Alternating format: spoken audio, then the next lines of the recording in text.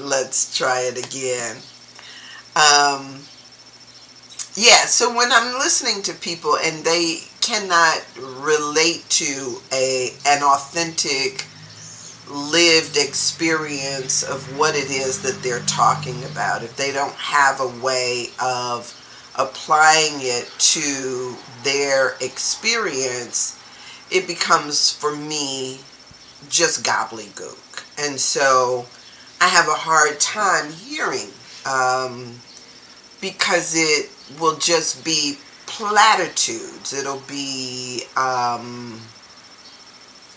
different things that are said that just doesn't make any sense, or it only makes sense in the context that they shared it in, which doesn't necessarily translate well to today. Um, I can talk about, so say for instance, we talk about, good morning, Walker, how are you? So say for instance, we talk about this thing of sacrifices or whatever. We don't have people who are sacrificing people. We don't have people who are even sacrificing animals these days. But then it's not lost if we're taking it into the context of that there is something that we must give up. For example, Walker, in order for you to have your own business, there are certain things that you must give up that others don't understand. You become the person that everything is dependent upon. So that means that, where somebody else might go into a job and all you have to do is show up and, go into your station, wherever that is, sit your stuff down and do the work that is before you. You, on the other hand, got to worry about lights, gas, facility, cleanliness.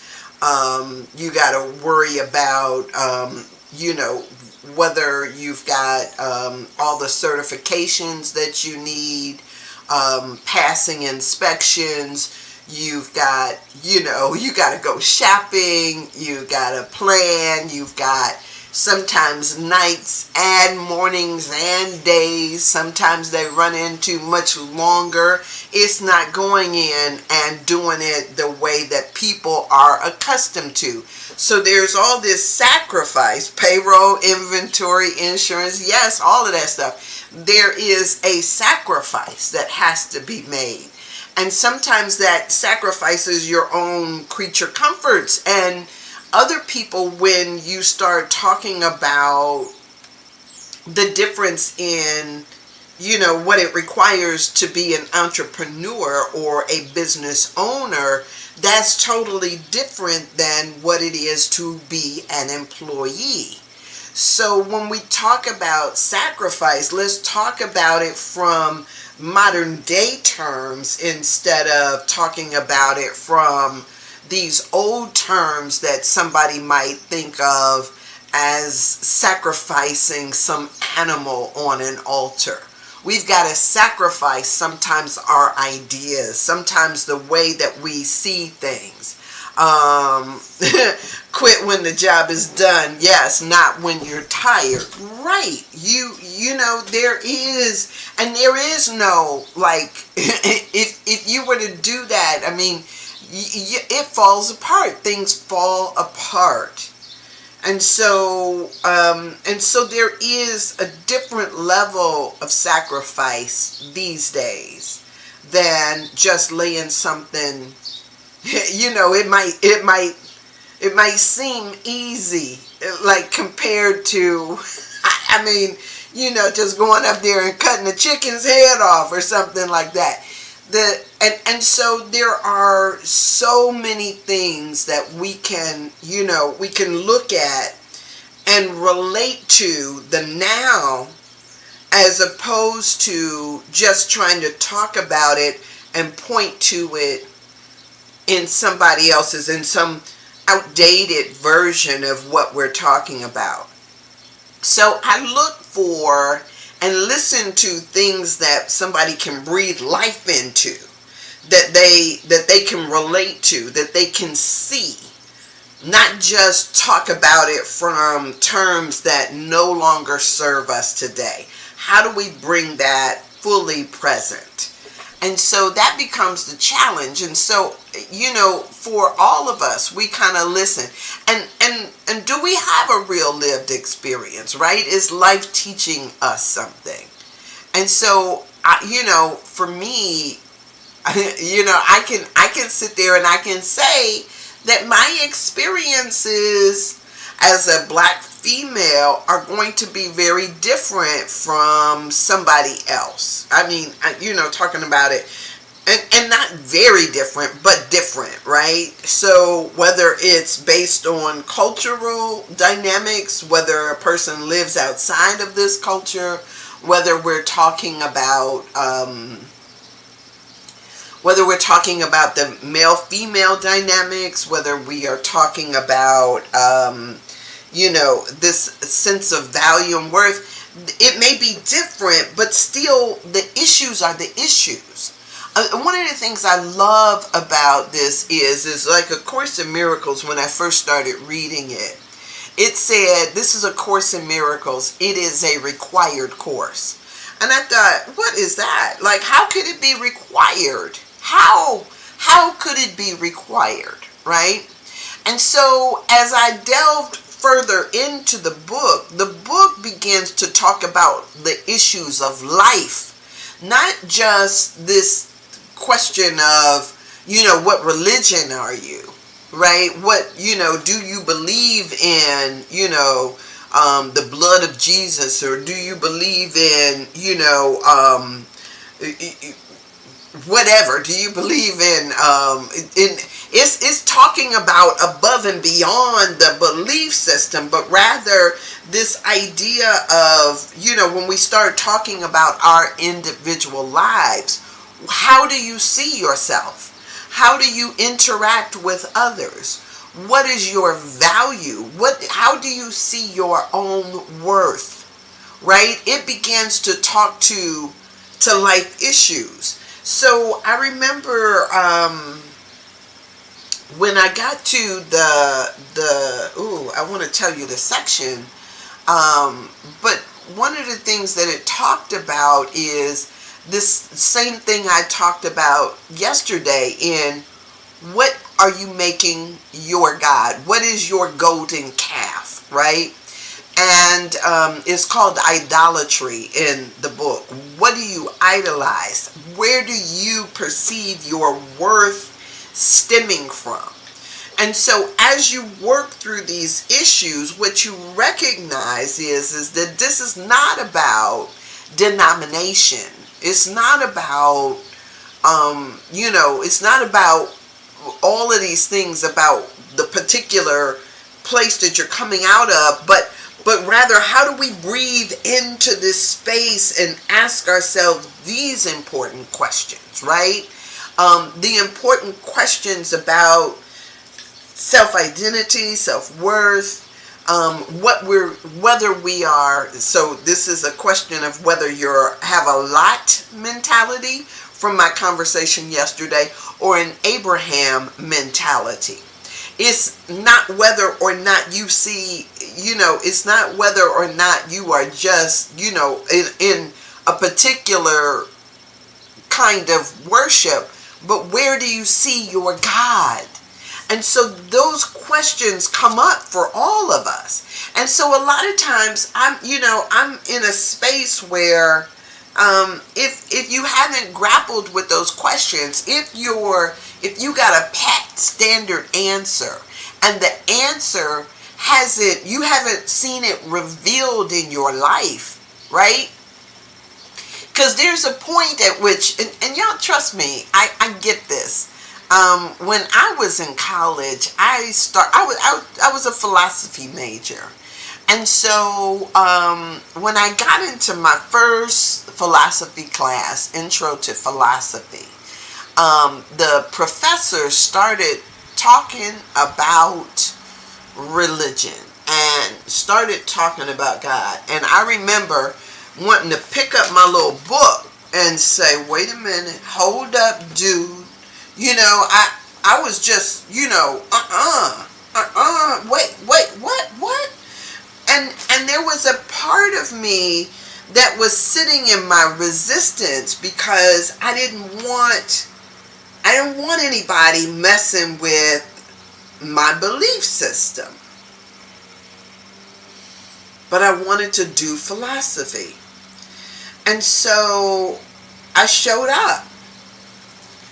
And I was thinking that if my way of seeing couldn't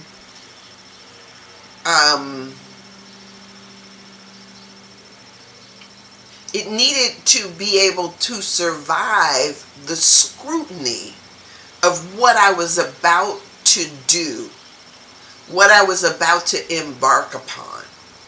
And so that meant that I needed to be open to let me see, not this idea of I already got it and I already know it, but let me see how this all works out.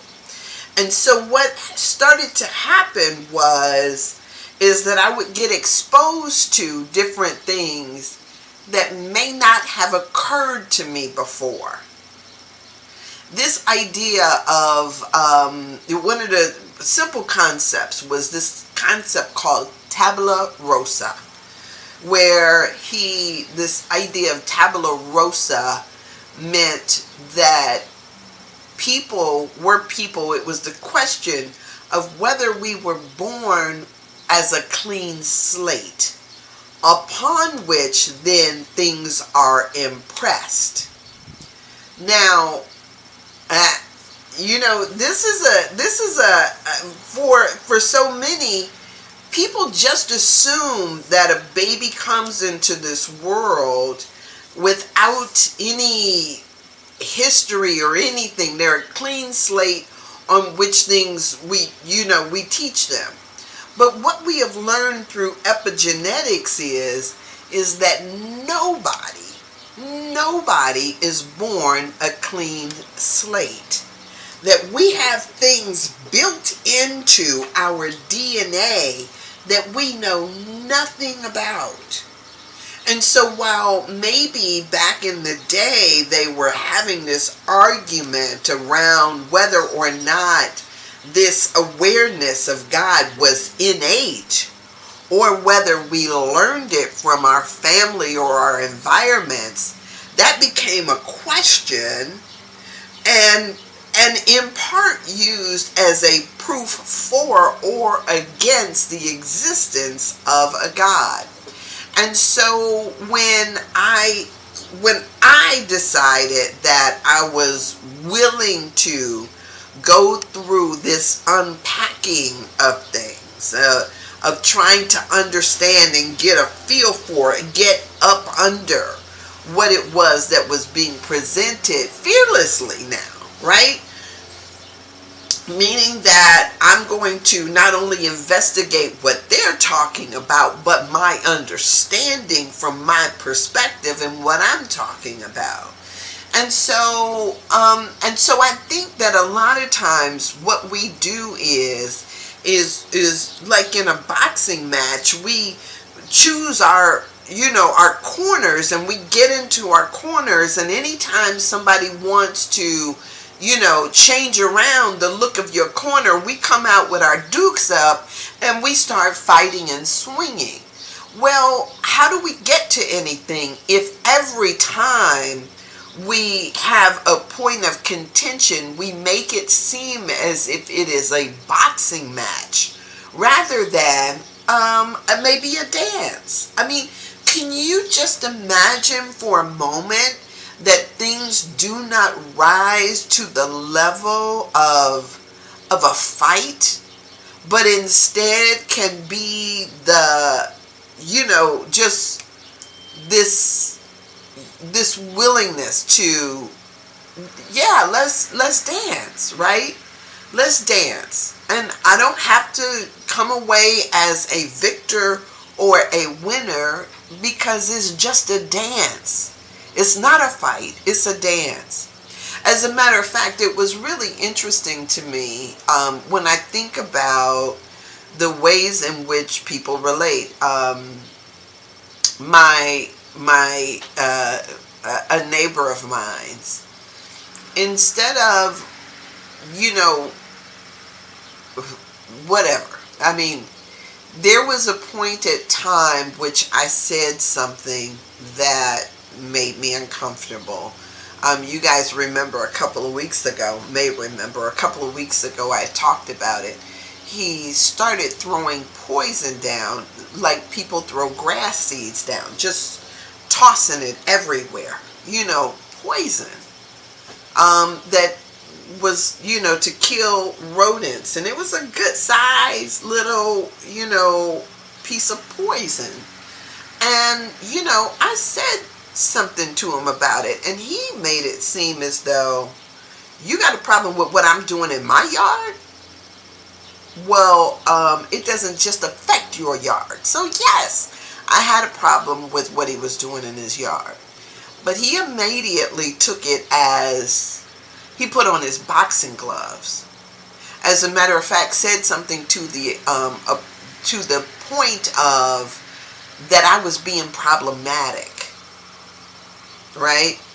And so when he put on his boxing gloves, there was a part of me, because I have dogs, and I recognize that poison, the way that they make it, it has attractants. It smells appealing to animals, and they eat it without thinking, this is an odd color. It is made so that the animals will eat it. And so yes, I had a problem with it. I had a problem with it on so many levels. But he couched it as a fight. He couched it in verbiage that said, okay, now we are, now we've just entered into a different zone. So all of this is, right, it is life lessons that talk to us about how we see things, how we engage, how we interact, and then too, what is our responsibility?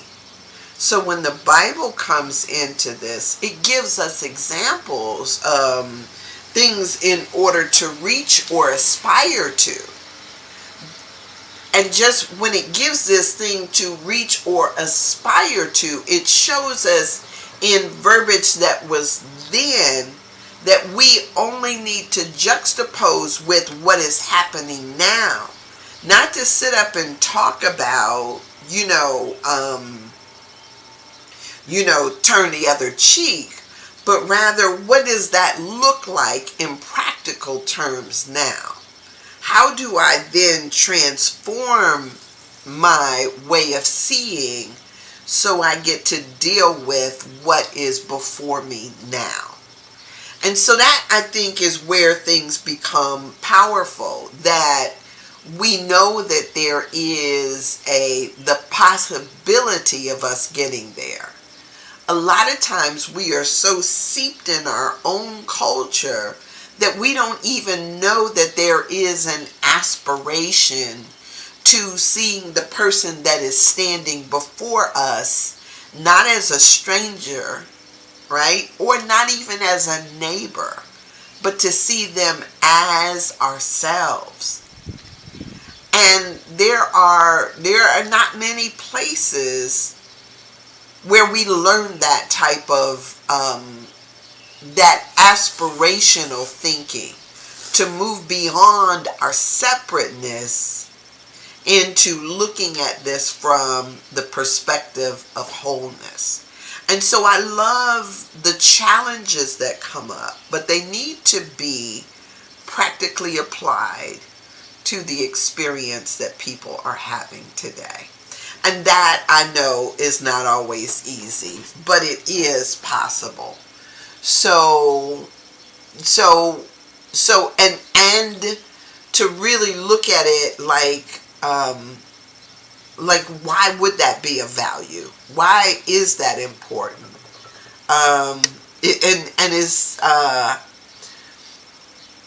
It's important because if we are aspiring to being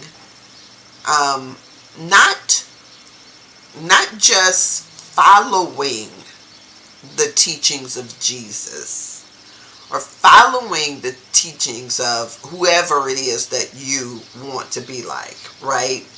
Whatever it is that you are emulating, even if it is just having higher values, right? If that's the aspiration, then what's the work to do? And it's not just about following. It is just like I am to unite with you in seeing our oneness. I also need to unite with Jesus and see our oneness. And when I'm in conflict with that, knowing that I'm in conflict with what I say or what I espouse to believe. So whoever we're talking about, if you're talking about the Jesus, or you're talking about Buddha, or whether you're talking about the Honorable Elijah Muhammad, or what is shoot. So whatever it is that you are following, there has to be some kind of aspirational level to it that lifts you and pulls you up to something higher. If you're into Judaism, if you're into Islam, if you're into Buddhism, if you're into Krishna, whatever it is, its purpose is to lift you higher. We talk about religion as a tie back, but maybe we can look at it as a pull up. Let's go higher in what's possible for us, and not just be stuck in the okie doke. All right, so I am going to share with you. Even when we talk about the laws of Ma'at, and we talk about Egyptian teachings, it is, is giving us a code of conduct that is about something that we may not naturally take on as ours. This code of conduct is to, if one of the principles is oneness, if one of the principles is love and kindness, if a principle is any of those things or more, right? Generosity, or about the flow, or, all of these things. When we look at the principles have at their core this desire to pull us higher, to get us to aspire to something greater. There's so many different schools of thought out here, but all of them, if they're just like, the okie doke, if they don't inspire you to try, then what is that, right? If you could just, what would be the purpose if there is not an aspirational lift to it, right? If it's just that's the way things are and that's the way it is, right? Okay, that's realism. But if realism is our only goal, then anything will do, right? Anything will do. And we get what we have.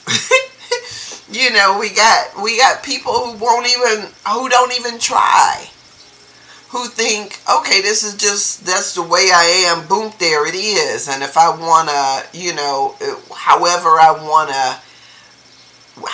want to be, I'm going to be. That's cool. But where do you get? You get where you are. There is nothing you just get where you are. And for so many, you get this feeling that this can't be all there is. I'm not saying that, that we're going to get this big castle in the sky after we die. That's not at all what I'm saying. But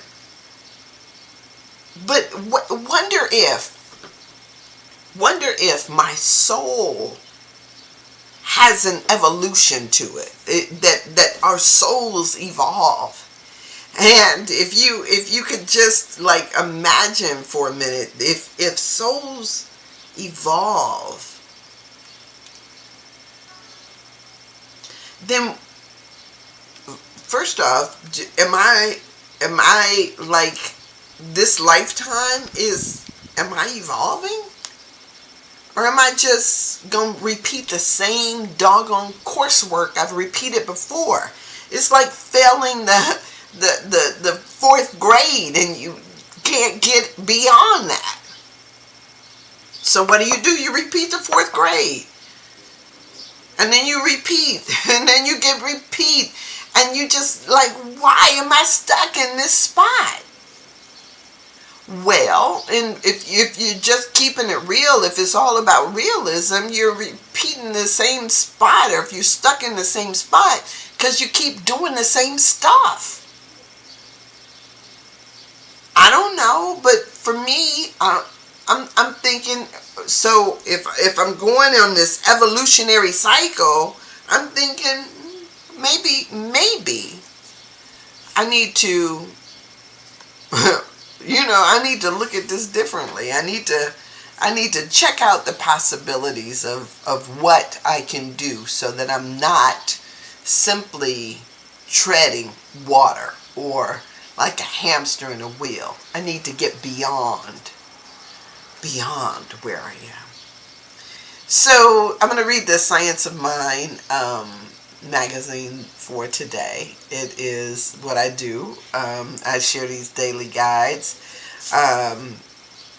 So this one is entitled We're in This Together. These are written by Reverend Christy Hardwick this month. And she takes her first quote for this from the Beatles' Help. And I suppose this is lyrics. And so the lyrics go, when I was younger, so much younger than today, I never needed anyone's help in any way. Now I've changed my mind and opened the doors. Help, I need somebody. Help, not just anybody. Won't you please help me? Woo. Yeah. Realism might not acknowledge that one day you're going to need help. Realism might say to you, I don't need nobody. Right? That might be what a realist is.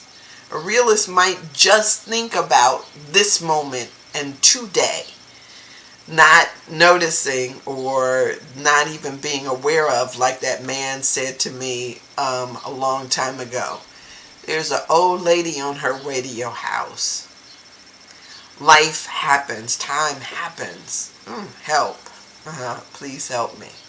That's good. I've never heard that song. I gotta visit that song. From Ernest Holmes and How to Use the Science of Mind, the quote is, we not only wish to help people, we would have an equal desire to teach them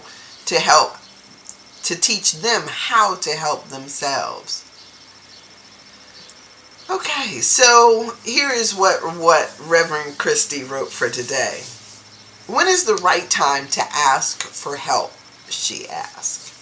Depending on what we were taught, either directly or through examples, we have different ways of answering this question. Some families work together as a way to get things done. Some divide up chores. Some of us watch an overburdened parent handle the housework, or a belligered, that I don't think that's how you say it, but I'm gonna go with it. Belligerent parent overwork outside the home without rest. In school, we are taught, keep your eyes on your own paper, do your own work. Where do you learn to cooperate and include? I worked as a high-tech executive into the early 2000s. My career flourished because of the help I received. I did what I knew how to do and showed up as my best because others did the rest. Now, she says, I try to remember to ask for help before I feel overwhelmed. I try to anticipate what I need and engage folks with me. It's not always easy to ask, but it gets easier with practice. When I include others and ask for help, I also give people a chance to connect with me and to model asking for help themselves. We are all in this together. The more we help each other, the further we get towards a world that works for everyone. A more loving and just world where everyone is included is a dream in which each of us has a part to play. When we try to do it all ourselves, we miss building relationships and sharing the accomplishments with others. So the affirmation that she puts with this is, today I'm willing to ask for help. Even in small ways or with small things, I contribute to the circulation of good in the world.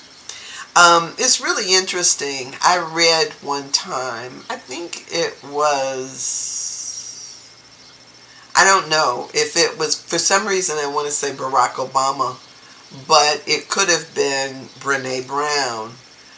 But asking for help is a superpower. It's a superpower. They said one of the worst things to do is to not ask for the help that is needed, because asking for help indicates a desire and a willingness to get things done, to see it through, to finish it, so to speak.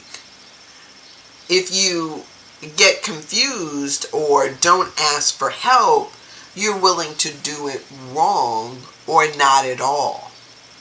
And so asking for help should be seen as a plus rather than a minus.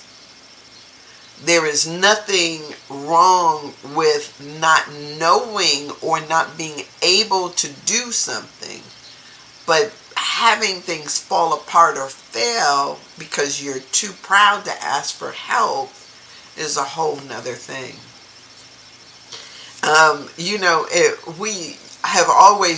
People have always joked about men not being willing to ask for directions. And the comparison between the sexes when it comes down to asking for directions or how to. That some perceive it as a weakness while others perceive it as a strength. How do you see it? Right? And that's something else to look at and question.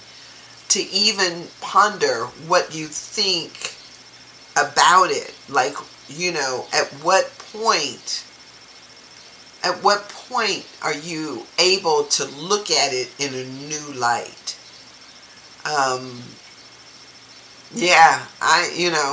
I think that it is a powerful thing, and it is also powerful when you see somebody struggling to simply offer it, because they may not know, they may not have been aware that being able to ask is a superpower. And so don't wait sometimes. Just jump in and help.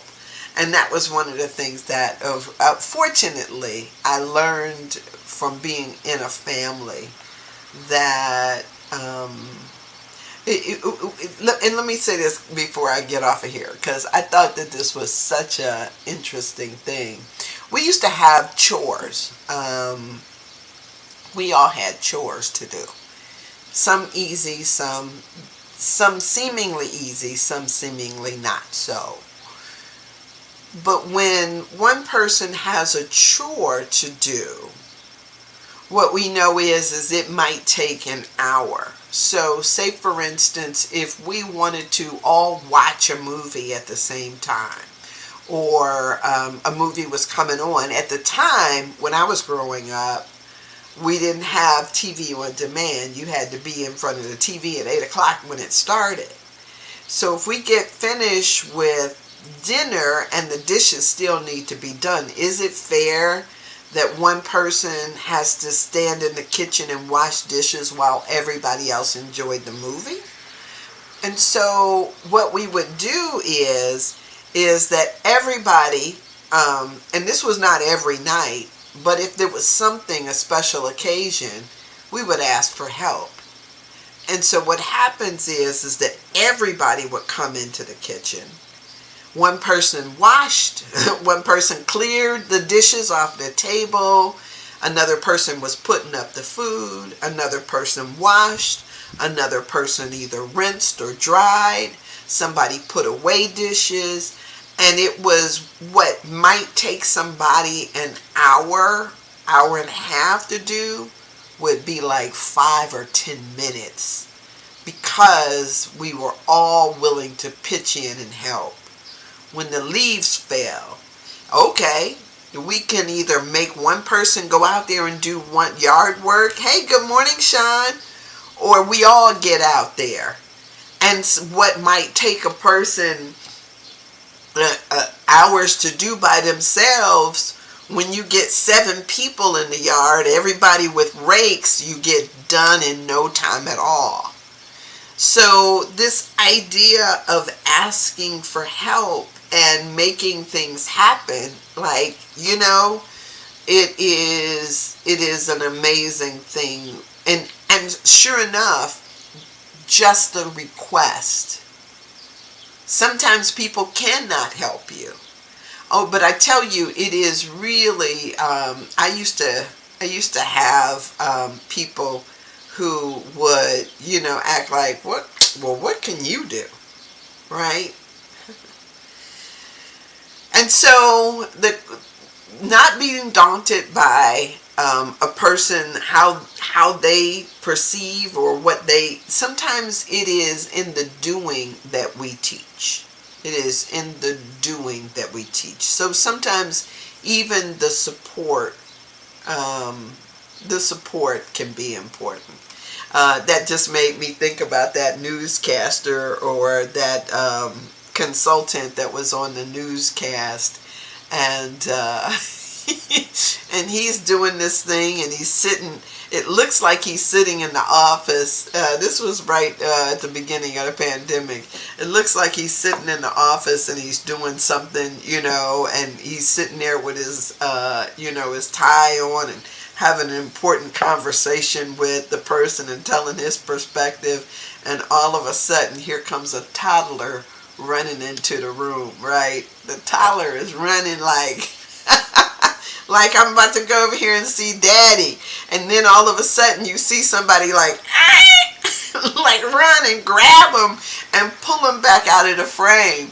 It was so hilarious, but we don't recognize that, a lot of times it's the supporting cast that too keeps things in order and quiet and allow you the space to do what it is that you do best. So don't just, poo-poo on what your perception is about what somebody can or cannot do. It takes teamwork to make the dream work. All right, so with that, I'm going to get off of here. Thank you. This conversation, sometimes I need them as much as I need to, give them. I appreciate you. Thank you for being here. Walker, yes, peace and grace. Thank you for your comments. I appreciate it. And I'll be here tomorrow.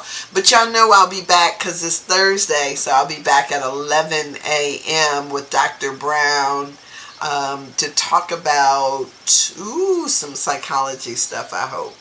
So take care, and either I'll see you at 11 today or I'll see you tomorrow morning. All right, blessings to you. Bye.